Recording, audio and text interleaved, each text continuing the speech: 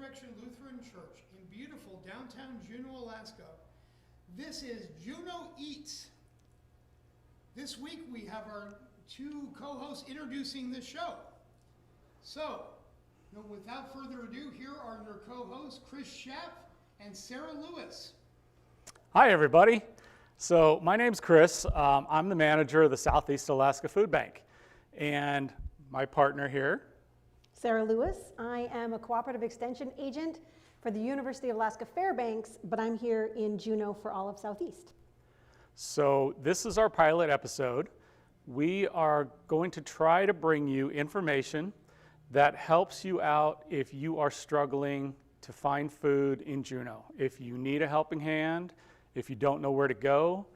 And also we're going to try and show you some things that you can do with some of the food that we have available to help you out, maybe jazz it up, bring some spice to your cooking kitchen, and kind of go from there. Absolutely. We're going to talk about lots of different options for some pretty simple meals, quick to put together, because we think that's pretty important as well. Time is a great resource, and it's rare. So we're going to be looking at all those things. So the name of our show is Juneau Eats.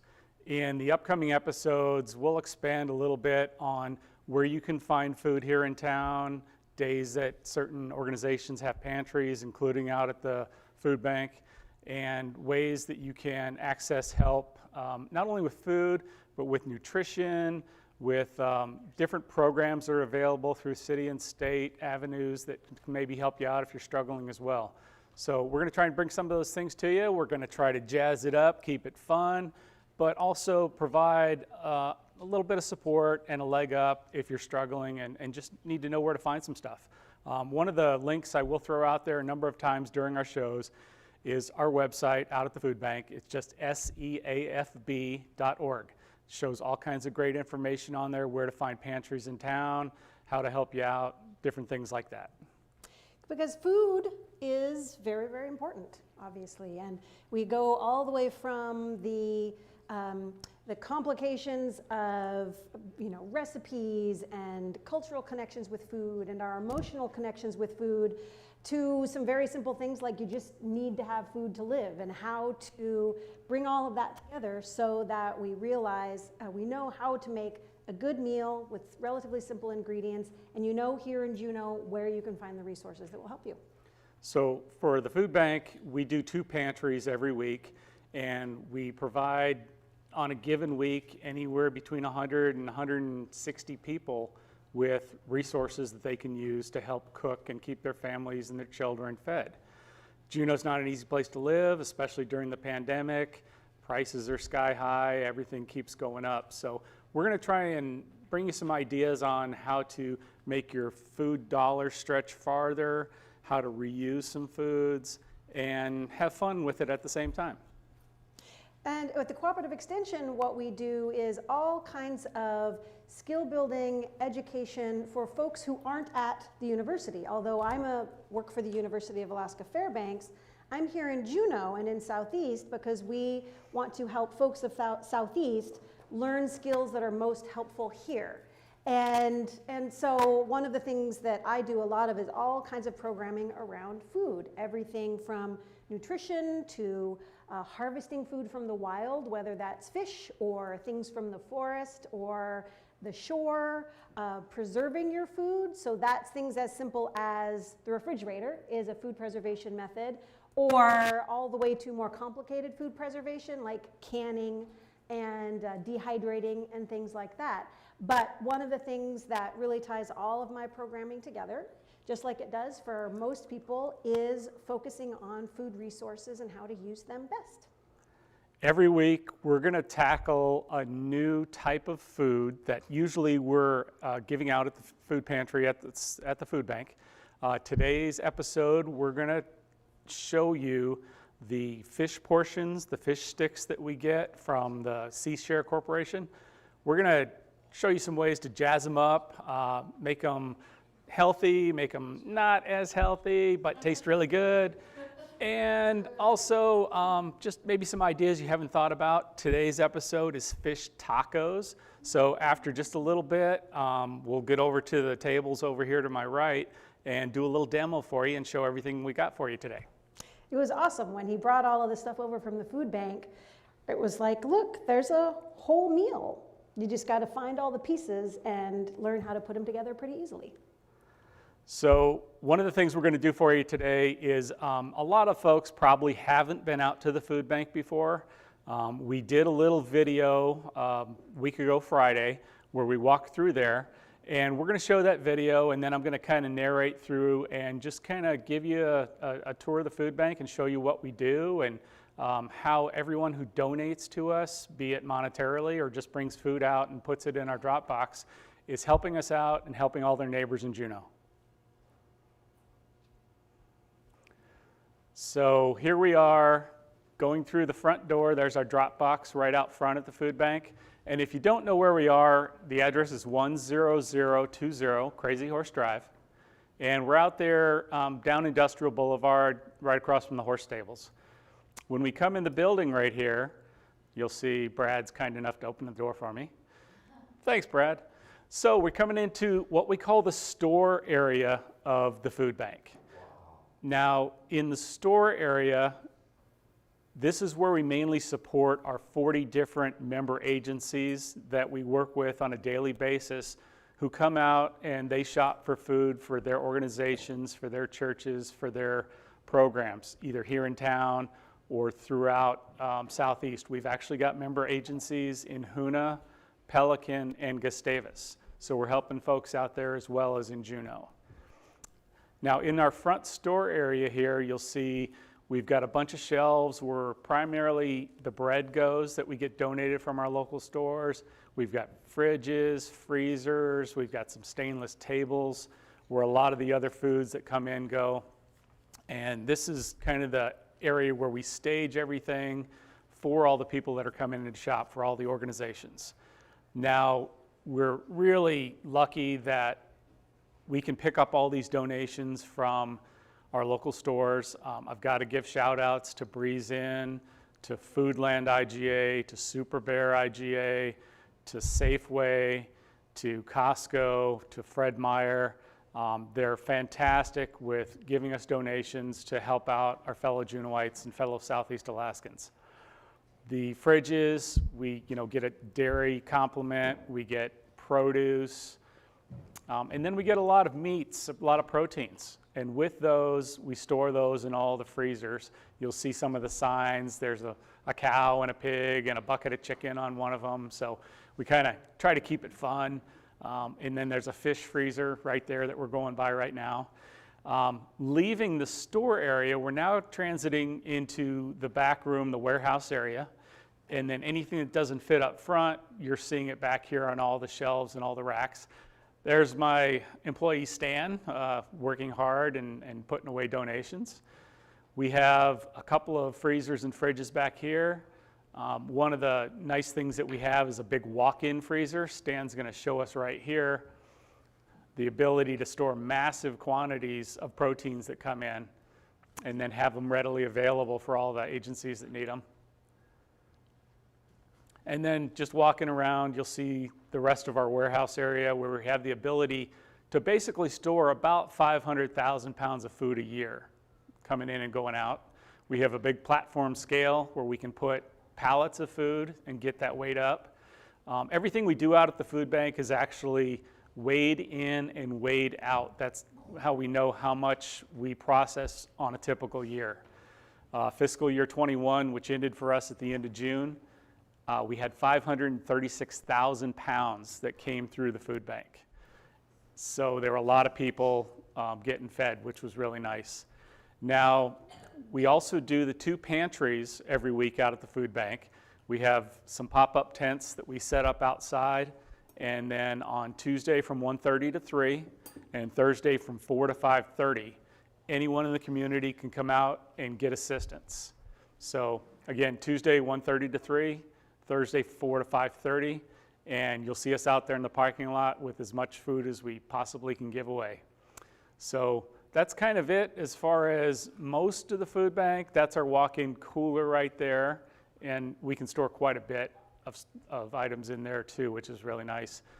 Costco's really generous with a lot of their produce that we get from them. So we're lucky that a lot of the items that we get as donations, just because it has a sell-by date doesn't mean that's the end of the life for it. We can actually keep it sometimes a week, 2, 3 weeks, things will last. And it's nice to have the fridges and freezers to be sure that it does last and have it available for everybody. So that's kind of a main tour of the food bank. And you know, if you need assistance, come out and see us. If you want to volunteer and help us out, come on out and see us. Reference our website again, seafb.org. And you can find all kinds of volunteer information. You can find when we do our pantries.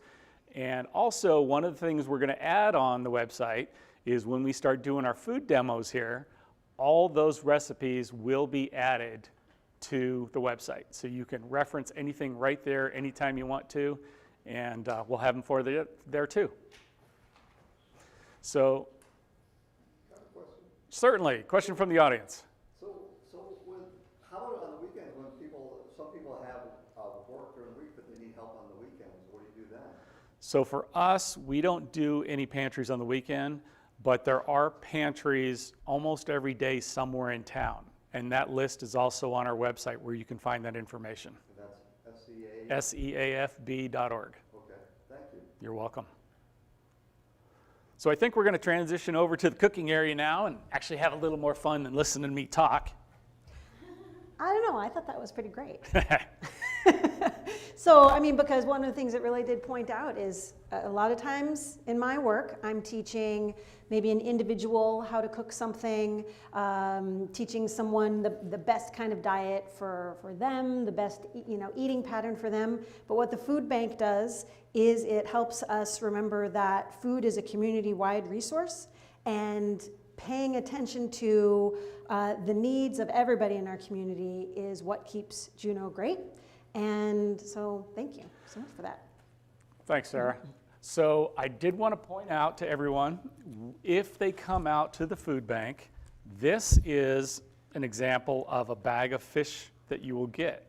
It's cod portions, and sometimes we have fish sticks, sometimes they're just irregulars, different things like that. But this is what you'll get. It has a little tag in here that shows you the cooking instructions, how to cook them. And then when you cook them, I did this little bit of magic this morning right here. We cooked 2 of them and we baked them. I don't know if you can get a great close-up on these right here or not, but the 2 that we baked, they take about 20 minutes in the oven at 425. And then the other ones, those were fried in vegetable oil. And those were cooked at 375 for about 3 minutes. So you can do the healthier version, or you can do the not so healthy version. It's up to you. But also that has to do with what kind of cooking equipment you have. If you have just a stovetop and a frying pan, you can do the fish sticks in you can fry them. They don't even probably necessarily need to be deep fried. They could probably just be pan fried. And if all you have is an oven, you can go ahead and bake them. And I wonder are there any microwave? There aren't any microwave instructions on them. I wouldn't recommend it. Yeah. I think they would just get soggy with the breading on there.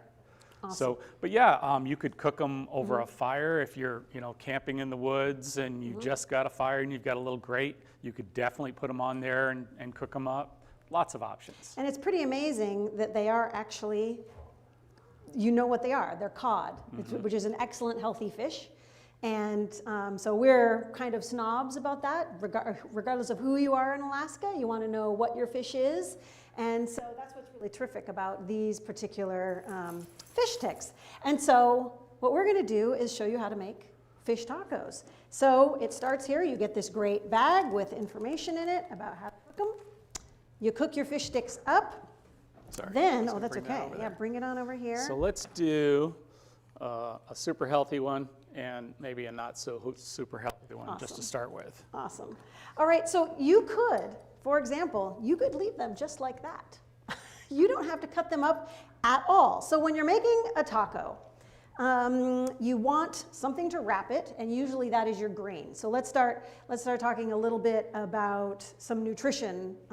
You've got your food groups that we learn about in school, and whether you're thinking about the My Plate or the pyramid, depending on when you learned about food groups, Grains are very important, and that's what we're going to be getting in from our whatever wrap you use. It might be a corn tortilla, it might be a flour tortilla.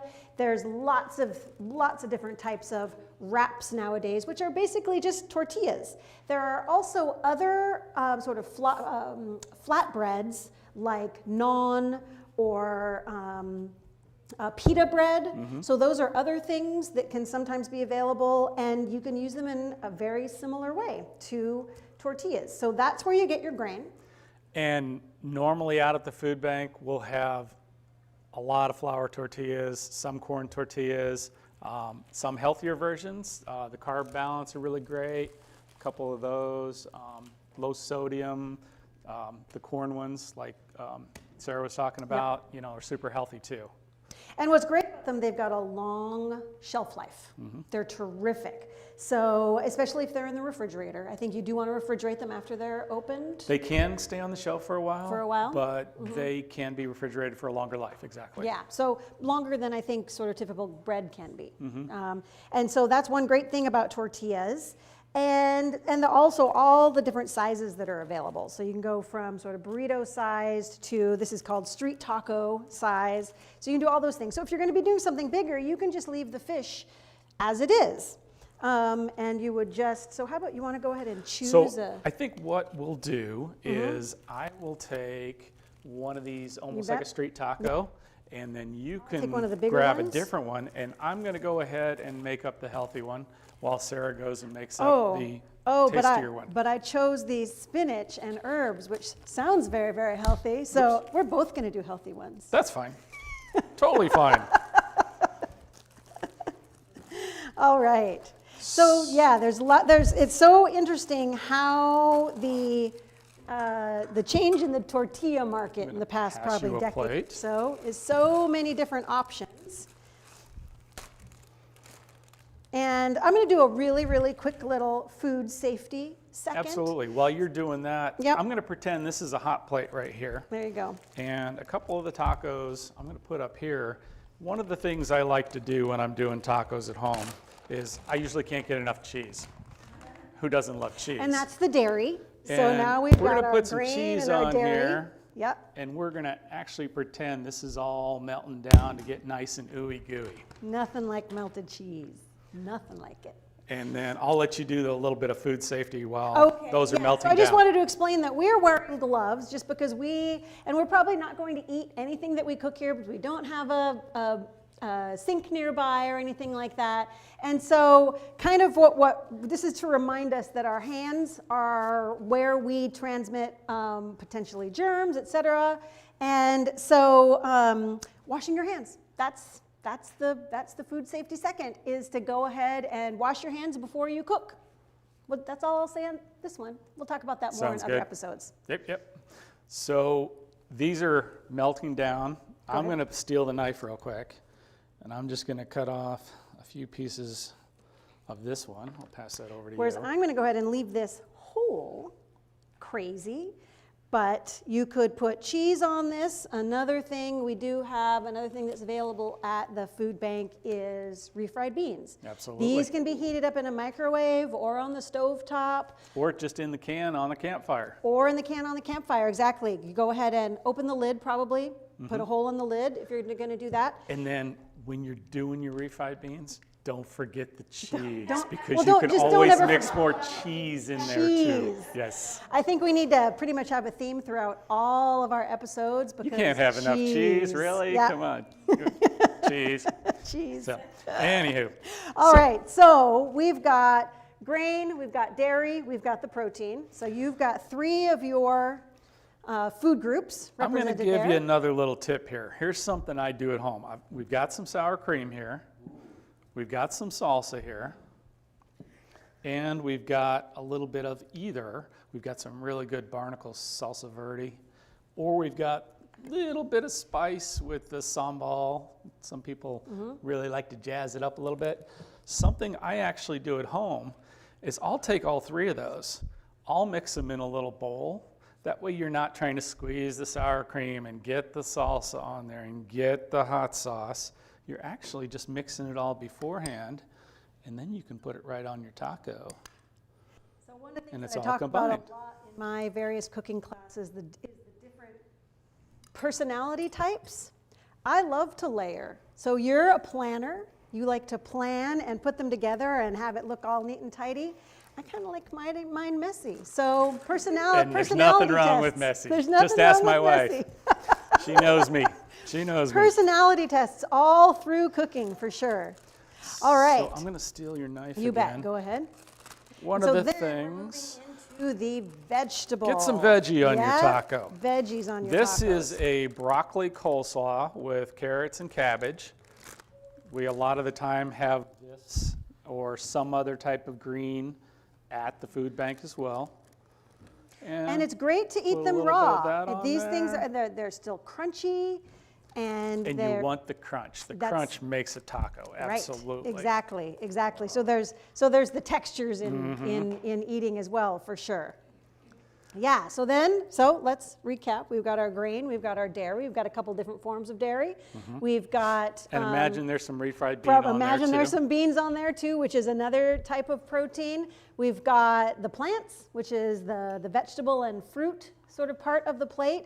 And then one of the great things to do is go ahead, because if you don't have tomatoes, for example, if you don't have onions to cut up, salsa to give that spice is, and the kick, part of the magic of tacos is there's a little bit of kick to them a little bit, whether it's a mild kick and it's just a nice flavor, or if you like things to be extra hot, go for that too. You have all those options I because think we had a question from the audience. Oh, question. So when you sit on the campfire with those refried beans, should you take the lid off? Yeah, definitely open it beforehand. All the Right. way off? Yeah. And then you could mix some of that cheese in there like I was talking about too. And you just have to make sure when it's warming, you're stirring it and keeping it going. It should move into kind of like a soft paste when it's ready to be spread on your taco. Okay, thank you. Absolutely. Yep. Awesome. So now that I've made my little, what I'm gonna call street tacos, we'll just put them on a plate to make them look a little fancier. There you go. And imagine they're a little crispier, so they'll have a little crunch with them. But that's one variation that we can do Awesome. with our taco. And then another one is to go more sort of the burrito route is one thing that you could do. So what I would probably do is, I don't think we're going to go and open these just so that we can keep them intact. But I would probably take, so I've got my grain, and this actually has some vegetable in it, that we like to hide vegetables and things so that kids will like them, etc. But but then I would probably put some sour cream on this. That kind of makes a base that other things will stick to, which is great. Keeps it a little bit tidier. I might actually just use the whole fish stick, just the way it is, and just keep it intact like that. Nothing wrong with that? Yep, and then, where's that cheese? Oh, Cheese. I'm hiding. I'm The keeping cheese the needs to cheese be for in the middle. myself. In the middle. So then adding some cheese to that. And again, I'm actually going to go a little bit more. I might do something that's a little bit. So there's lots of delicious food types, food tastes, and sauces and things, and Food Bank gets these things, and these are super delicious. And you don't have to go sort of the traditional Mexican taco. You could do something like take this sambal, which is chili sauce with shallots, and do something that has a little different flavor. So have some beans in there, your cheese, your fish. Go ahead have a and little, open that one up. Open it up? Yeah, I let's don't want do to that. waste it. No. Okay. We've got lots. Okay, we've got lots. We've got lots. Oh, but then, here's, no, watch. This is my trick because I have tiny hands. Here's a good tip. Let's see if it works. No, of course it didn't because it's on a carpet. Okay, here. I'm going to say this just like I'm at home. She loosened it up for I me. loosened that. So kind of you. So yes, we've got, ooh, man, that smells really good. It does have even just smelling it, I can tell it's got a little bit of a It kick. does have a kick. And so be careful when you do these, but a nice layer, or is doesn't that that look going to good? be a lot? Ooh. No. Oh, Keep okay. going. Okay, keep going. I'm going to keep going. Yeah, right? Right? There you go. Okay. Don't want to get the... And then the veg. So so they're just great. So you can take one of these, pretty standard salad kits. You do not have to, you can make them into a salad. That's fabulous. But these are also available. You could actually, if you wanted to, you could practically make this salad inside of a tortilla with your fish and such. But I'm just going to take a little bit of lettuce, put it in here. You could chop that up a little bit more, sometimes that might make the burrito sort of close up a little easier. Some people like the Taco Bell little shredded The little lettuce, shredded, yes. yeah, the little shredded. And so, and then comes the trick of rolling up a burrito. And really, the point is to get it to your mouth. And the point is not beauty or that you have, but you fold in one end, then sort of tuck that under, and then use gravity to help keep it closed. I don't know, that looks like it works. Absolutely. Then, and then this, you can either just eat this so that if the fish was warmed up, if the beans were warmed up, if the cheese was warmed up, if you had and you can do that in all those different ways. The tortilla is warmed up. This will be a nice warm thing, but this is actually also great cold. So make this in the morning, and this is a sandwich you can take to work, things like that. I had one of these for breakfast this morning, and it definitely works for breakfast. Right. Actually, my son is a scout, actually here, they meet here, and he decided that for the recent camping, he was going to have breakfast tacos. And he made breakfast tacos out on a camping trip, and it was awesome. It was very simple, and it was really filling, and people really enjoyed it. So there you have it. There's no limit to what you can add to the taco. Your imagination, let it run wild. You could put eggs in there. Yep. You could put, a combination of different proteins. Just go for it. I mean, it's nutritious. It's going to fill your belly, which is really good. And we can definitely help you with that out at the food bank too. One more thing that I wanted to bring up also is I'm a real fan of the lowly cabbage.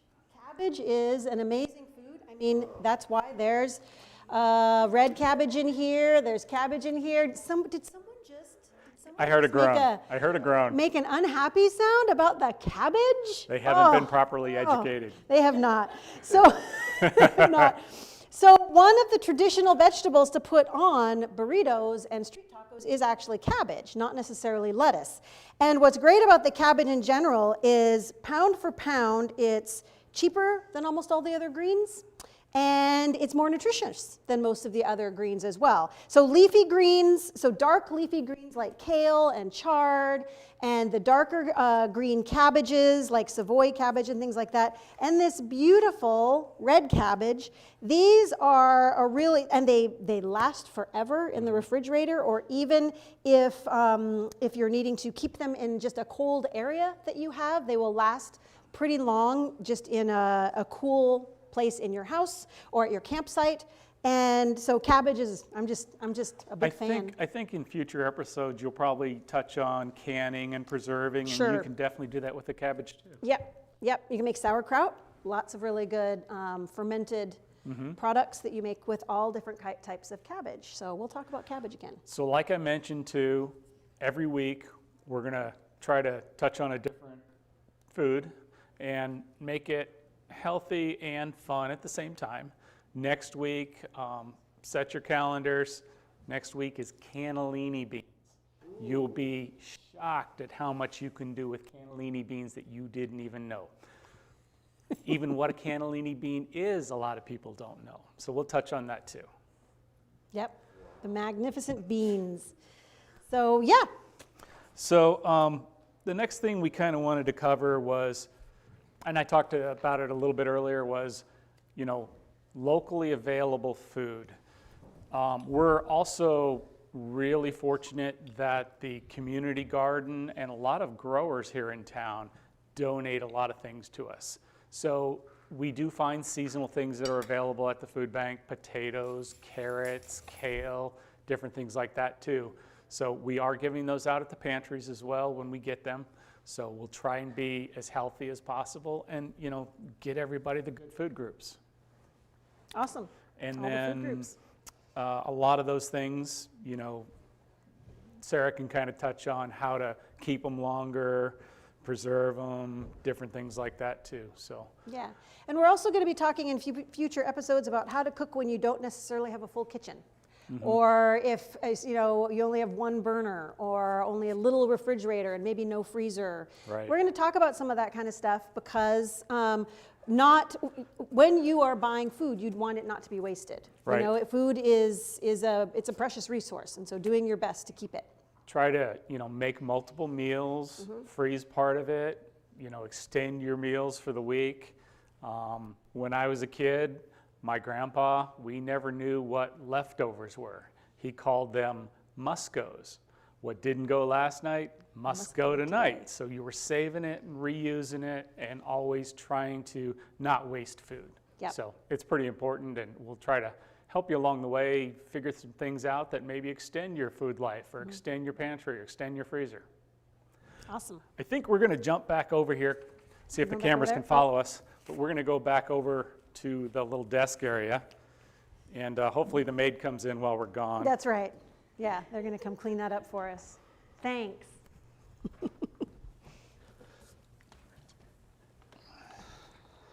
Hi, Corbin.